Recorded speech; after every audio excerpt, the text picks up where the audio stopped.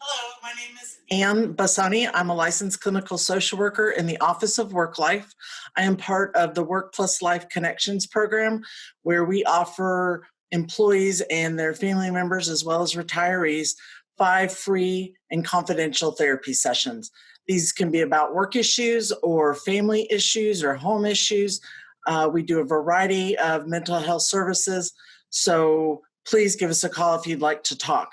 But I am here today to talk to you about how to manage behaviors and relationships when we are secluded and isolated with family for long periods of time, as we currently are. Many of you right now are working remotely from home, probably along with your spouse, your partner, your elders, your children, the whole thing. And this is a time of increased stress. Everybody's stress level is higher than normal. We aren't used to this much time with our partners, with our family, with our children. And here we are in the midst of it while trying to work, while trying to make sure the kids are occupied or doing their schoolwork and our elders are taken care of, or our family members with special needs are getting their needs met, as well as taking care of yourself. So we're going to talk a little bit about what happens when you are quarantined, sheltered in space. There's a variety of different names that we use for that. And when I use the term family, I am talking about two-parent households with children. I'm talking about single parents with children, people who are single, maybe people who are parents and caring for an elder, people who are caring for people with special needs, or simply roommates. There's a variety of families out there, and they each have different needs. And it's interesting because I live alone. I have friends who live with family, and they are talking about they need a break. They need to be around some other people or just by themselves. Those of us who are alone, some of us are like loving the alone time, and others really, really need to be talking to other people. So the grass is not always greener on the other side, but we're going to hopefully address some issues that all the groups are facing. Um, Again, we are not used to being together 24/7 or alone 24/7. And in this time of the coronavirus, we are finding that that's exactly the case while we work to reduce the spread of the virus. Many of you might be facing some financial security because your family member is not working, or they have reduced work hours. So the idea of affording all your bills can be really scary. Most of us have not done a whole lot of telework, so we're not sure how that works and how to get all of our work done while we are taking care of another, or just sitting with the quiet of our own homes, or the invasion of our pets when we're sitting here trying to work. The other things that are going on are the what ifs. We all feel anxious about, what if I get sick? What if I spread the sickness? What if I need supplies and I can't go out and get them? What if there's not enough work to do and I get laid off? All sorts of what ifs go in. Single parents might think, what if I get sick, and who's going to take care of the kids? So we want to talk a little bit about that. The other thing that's going on that leads to stress is that for many of us, our support systems are not available. I think of especially grandparents who help out with their grandkids. If they are older or they are a vulnerable population, they are not able to help as they would in the past. So this is an adjustment. So a few things, to hopefully make this experience better. And the number one thing that I have gained from reading and talking to my clients in the last few weeks is the top priority is to have some sort of routine. You want to have a routine that is structured, because that helps ground us. That helps us ground us in times of insecurity. We know what to expect. We know when things are going to happen. We want to treat each day like we were getting up and going to work, or we were getting the kids up to go to school. You get up, you get dressed, you shower. If you're a morning shower, you eat your breakfast, you go and you sit at your place. Uh, you want to build in time for unexpected things. But the thing here is that it's a fluid routine, because you might be doing it for a while and then you're just finding it's not working. You can always adjust your schedule, and also know that routines don't always go as planned. So if you're off, sometimes that's okay. If you can follow it really well, that's okay. Just try to be adaptable and flexible. That's really important right now. Um, Another example that someone told me, one of my clients said, is that they're setting alarms. So there's the morning routine, and then there's a break. There's then the time up until lunch, and then there's an alarm and they eat lunch. So that we're transitioning from one thing to the next. People are closing their computers when the workday is done. Uh, so these are just different ways that we can adjust to establishing a routine. Um, I think the big thing another big thing that's important is that to set up a work area, determine where everybody's going to work, and that includes the kids. And if you can, if it's possible, make it a dedicated work area. For instance, if you were using the kitchen table and this is where you eat dinner, uh, it's probably not going to be the best workstation, because you're going to have to move it all the time and then put it back. And if you have to do that, that's one thing. But if you can avoid that, that would probably be more helpful. The thing with having a work area is that it signals to those, hopefully, that are in the house with you that you are working. You are at your workstation. Try not to bother me because I'm getting my work done. And that can be hard for kids. And we'll talk a little bit about more kids.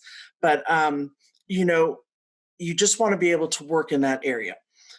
The other important thing is to communicate. You want to communicate with your supervisor. You want to communicate with your coworkers, because in this situation of remote work, where we're home, other people are home, the children are home, it is going to be really hard to work straight through the day.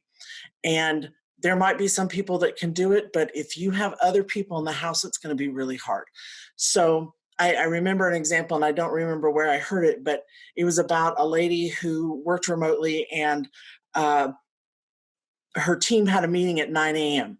And for her, by the time she got up, got her toddler ready, and got him settled with breakfast and into an activity, it was usually about 9:30.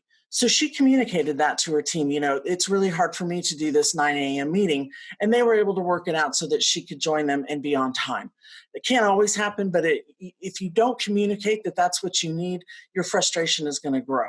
You also need to communicate that, and hopefully to relieve some guilt, if you work really a whole bunch in the morning and get a lot done, and then maybe you work a little bit more in the afternoon, but evening after the kids are in bed or your elder is down, or you've had some social time, that would be the time that you work again. Just make sure you are communicating that to people. We're encouraging supervisors right now to be flexible, so that people can get as much work done as possible at times that work best for them. And those might not be the regular hours. Um, I saw this quote that said, working with kids at home is like trying to read a book at a nightclub. There's a whole lot of distractions going on. So that is going to happen. And I hope that those of us who don't have kids will understand that for those that do have kids.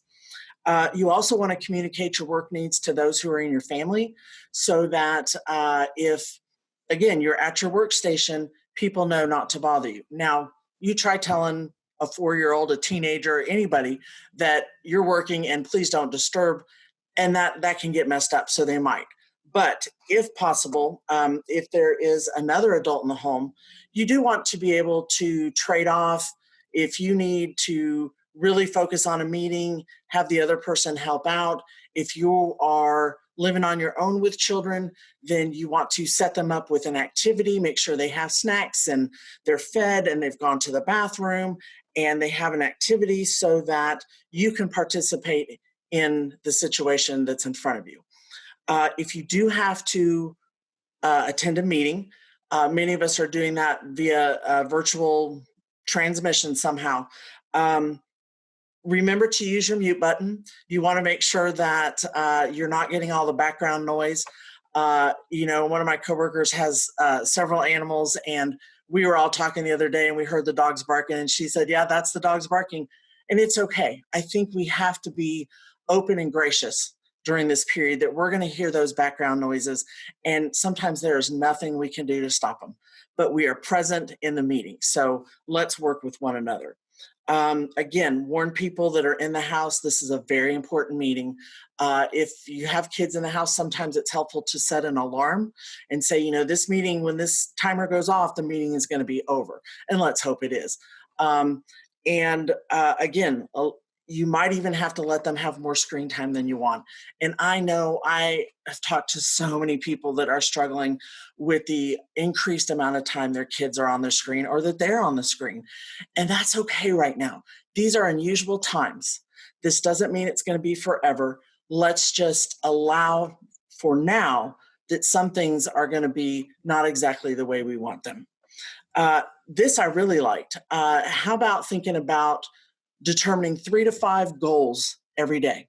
And those goals, maybe there are some that you really need to accomplish for work. I have to get this done today. Some of them will include children or your partner or your elder or your roommate, where you want to spend time with them, do something with them, get their work done, homeschool, unschool, whatever that is. And then the last goal is maybe something specifically that your children will accomplish. Is it homework? Is it a chore? Is it that they exercise? Whatever it is, I think it's helpful that you have this mapped out each day. Otherwise, it can feel very scattered. Again, this is something that hopefully will help you with grounding. Then you might also have your children create a checklist. I'm going to do this homework assignment and this work, and I'm going to, you want to have on their schoolwork, exercise, chores, any social things, times where they're going to get on with their friends or other family members, grandparents, things like that, so that they're doing their own checklist. You also, within that checklist for your kids, is to make sure they have everything they need to do those activities. And that might include, homework material. It might include paper, pencils, markers, snacks, water, things like that, so that you can set them up for success. There are a ton. It's been so really cool, actually, to see how people are drawing together during this, because you can go online and you can find free tours of museums that usually you have to pay a lot of money. Music performers are putting on free shows all the time, and they're recording them. And they're also live. There are free yoga classes. There are free arts and crafts things. Get online and just look free virtual activities, and you are going to find a mountain of information. So look on some of those, especially related to your children's interests, so that if they are on the screen, maybe it's more something that they love to learn about and you think is okay for them to be learning about. Here's the other thing, and this is the tough one, because in times of high stress, we tend to get a little more irritable. And we're going to say things we don't mean. We're going to bark out an answer. We are going to be moody sometimes. Kids are going to get crabby. We're going to get crabby. We have to work with one another. We have to be able to read the mood of the other person and not take that personally all the time. Know that we're all facing our different struggles. Some of us need more time with people. Sometimes we need less time with people.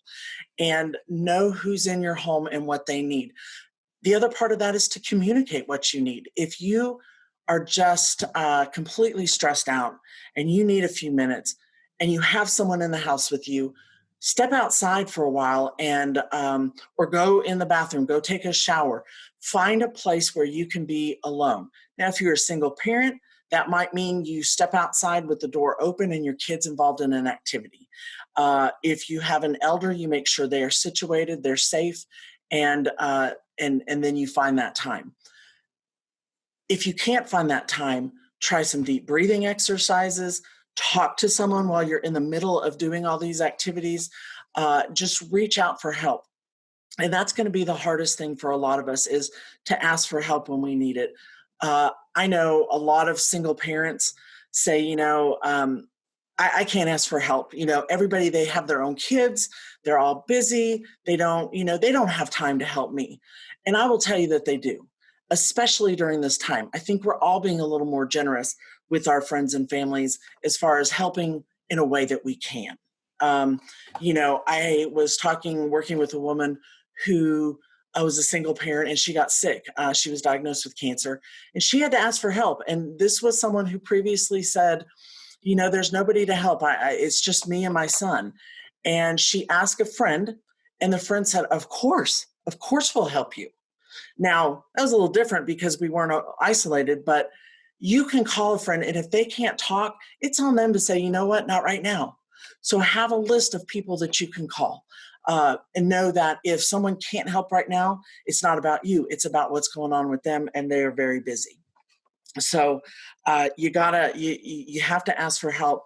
And then with your loved ones, you got to remember those little quirks, that you fell in love with, that maybe have started really bugging you. Try to fall back in love with them, okay?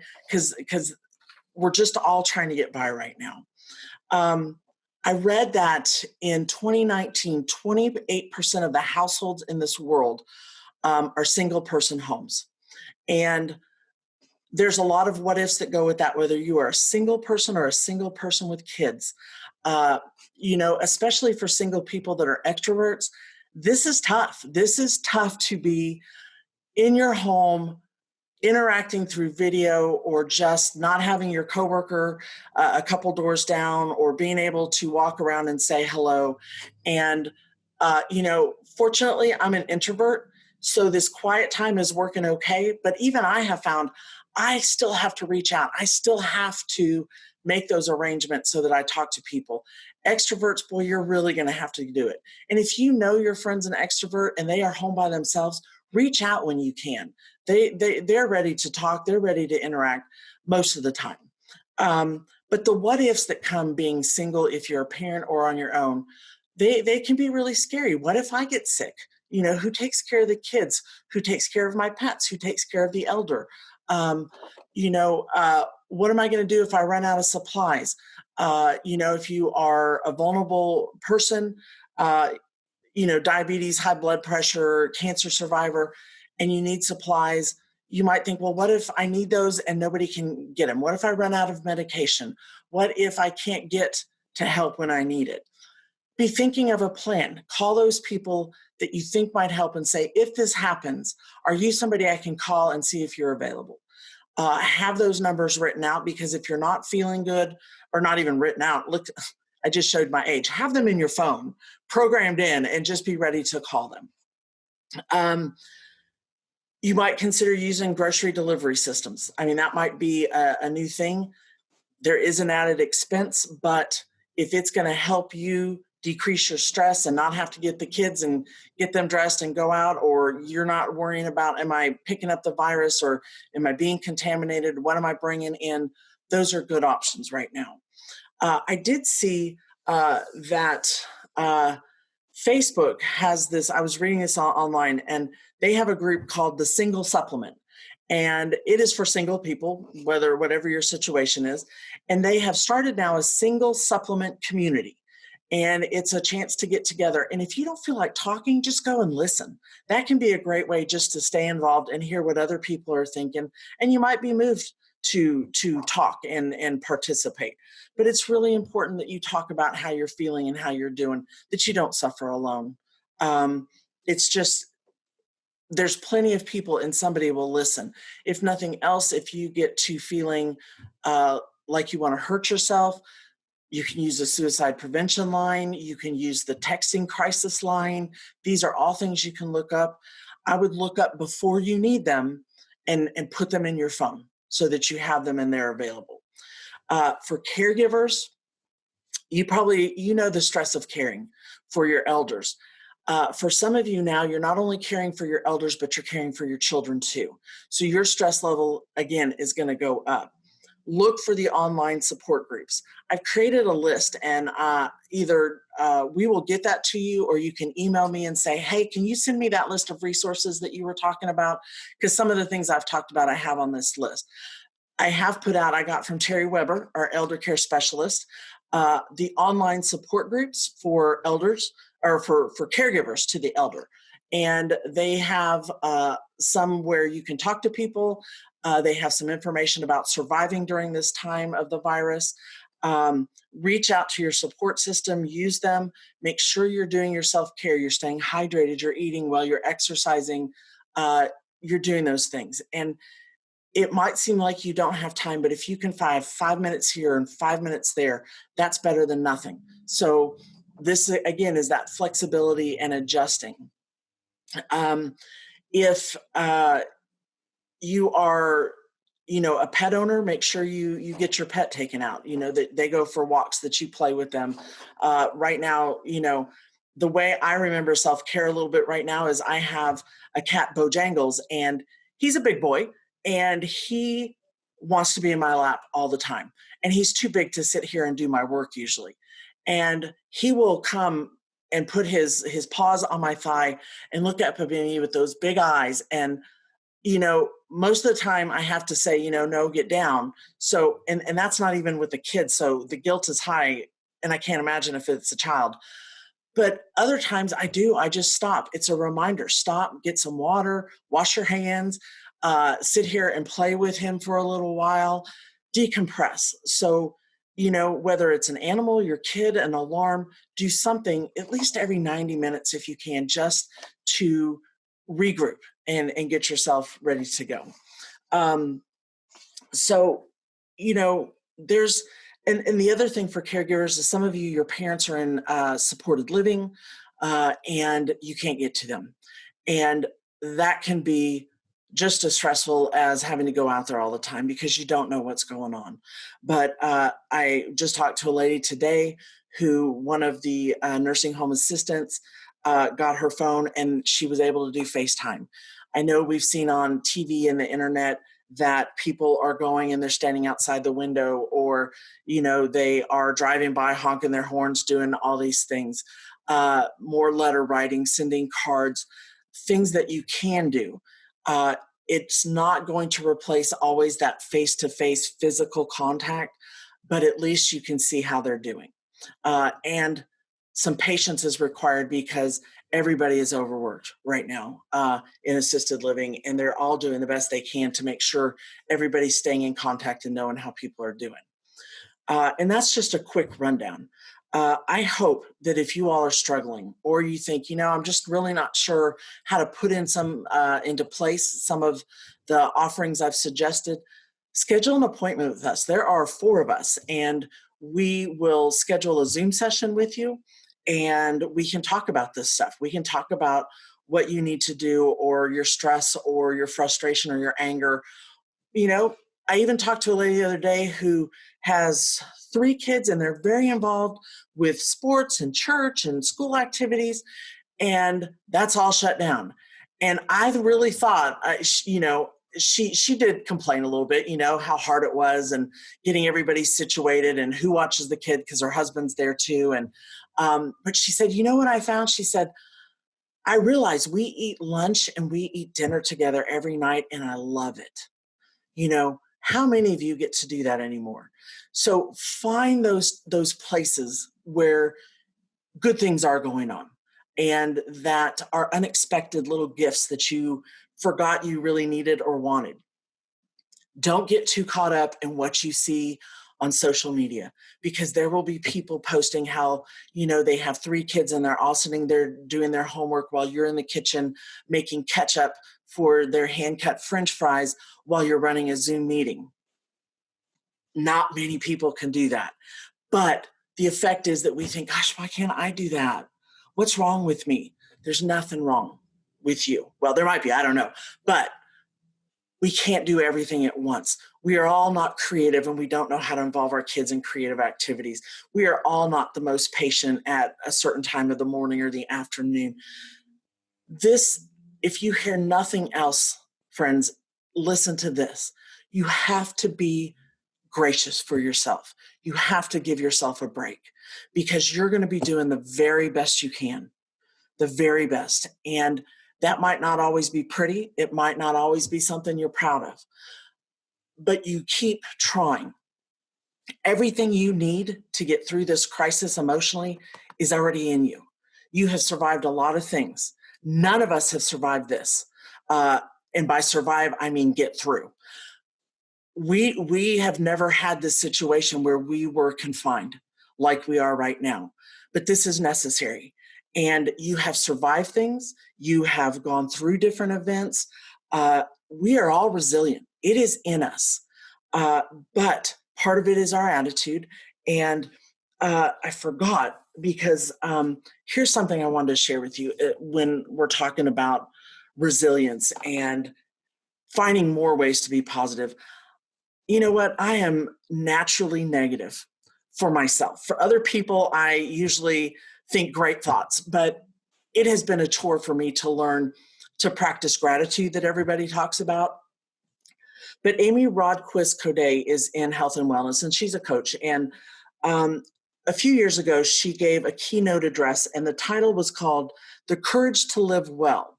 And I reference this, and it's also on the wellness YouTube page. But within that, she talked about some research that she had learned about by Seligman, who's a positive psychologist. And he said on a daily basis, write down 3 good things that happened. 3 good things that happened that you're grateful for. But here's what I love, because when I just practiced gratitude and said, I'm grateful for ABC, it was okay. But what I've learned is that when I say, why do each of those matter to me? What's the connection? Does it resonate with a value? Does it remind me of something? Did it make me feel a certain way? And I write all that down. I feel it. I feel it in my bones. And then Seligman said, if you go back in a week and you reread it, your emotional well-being goes up. And if you do it for 5 weeks, there's another another boost of good feeling. Again, if you can't write down why or the reasons, just write down why you're grateful. We're all going to take this information and chop it up and figure out how it works for us. And if it works for you, great. Keep doing it. Okay? But really and truly, we are resilient, and we are seeing kindness that we've never seen before or shared before. And we're also seeing some of the saddest things we've seen. We need to work that all together, and that comes with communicating. It comes to talking to someone. Even if you are home by yourself, find somebody to talk to. You know, I had one lady, and we were just joking, like, well, she said, it's really bad, but I kind of wish that I had a drinking problem because AA meets online. And, we laughed, and she wasn't being serious or anything, but find some way to reach out and be able to talk to people. This is an interesting time, to say the least, and we have to be flexible if nothing else. So I hope some of these suggestions will be helpful to you. Like I said, if you need a little more direction or you need to talk, by all means, go to the Work Life website, click on counseling, and you will see all 4 of us, and you can schedule an appointment with us. It can all be done online. But in the meantime, I hope you're all well. I hope you are taking care of yourself, and I hope you are being gracious. Thank you for tuning in. I appreciate y'all. Bye-bye.